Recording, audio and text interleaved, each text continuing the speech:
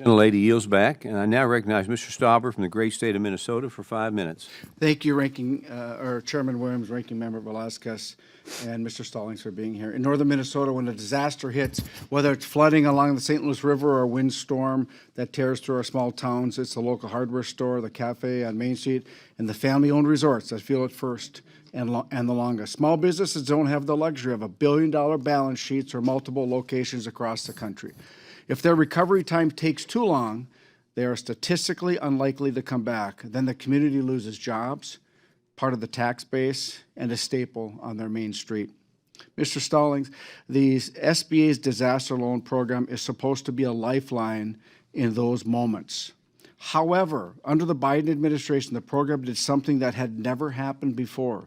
The disaster account ran dry in October of 2024 after Hurricanes Milton and Helene. And for 68 days, the SBA couldn't approve new loans for families and small businesses who had just lost everything.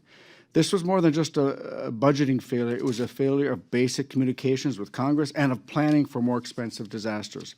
How are you changing the way SBA tracks, predicts, and communicates the state of the disaster account so that Congress will never again be blindsided by the program running out of money? Thank you for the question. The first thing I'd like to highlight is that under Administrator Loeffler's leadership, the first thing we did is reopened all active disasters for an additional 60 days under her leadership. We acknowledged the fact that there was a funding lapse. So anyone who was impacted by those disasters, there was an immediate extension saying, we're here, we're in charge, we've got money available, let's make a change. And so we tried to re-energize morale in those affected communities. The second part is we took a really in-depth look at the report. The report that was being submitted to Congress, when it was being submitted, it was very difficult to understand. It did not track meaningful metrics. And so we cleaned up that report.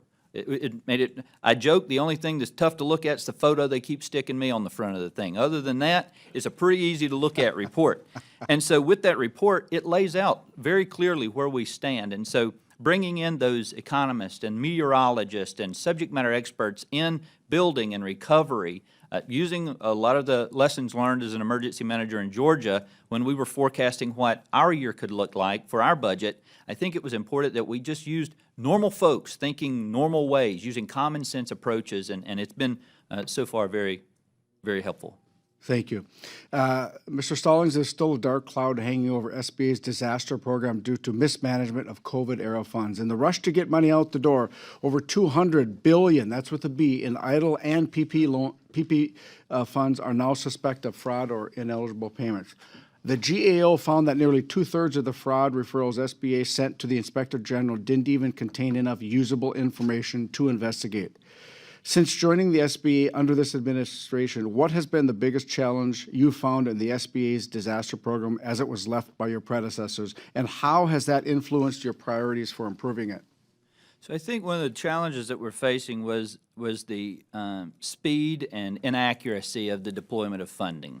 I think there was just a rush to get funding out the door, and so with that, there wasn't always the thorough investigation of who was getting it. Our team has taken it very seriously through the programs that we operate and our internal controls to make sure we're going back and confirming ineligibility or eligibility requirements. And so through that, we found a lot of program dollars that have individuals that were ineligible, should have never gotten the money in the first place. And so we've been getting recoupment processes. Our Shuttered Venues Operating Grant program is a prime example where we are sending out letters and demanding repayment or proof of eligibility. Are you receiving the payment back? We've started receiving some voluntary funds back and then some recoupment dollars coming back as well. We have outstanding letters right now for folks, and those that refuse to respond will be referring to Treasury. Can you give us one reform you've already implemented that will make it easier and faster for disaster victims in rural communities to get a loan approved and dollars in hand after the next disaster?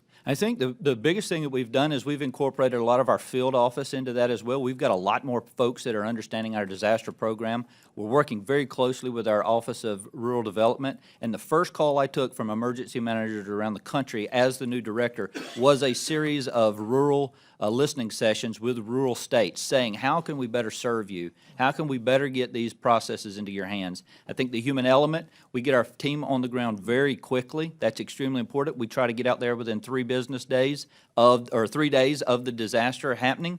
Whether it's the weekend, it doesn't matter, holidays, we're on the ground. Even through the shutdown, we were responding. Mr. Stallings, you're a breath of fresh air. Thank you, and I yield back. Gentleman yields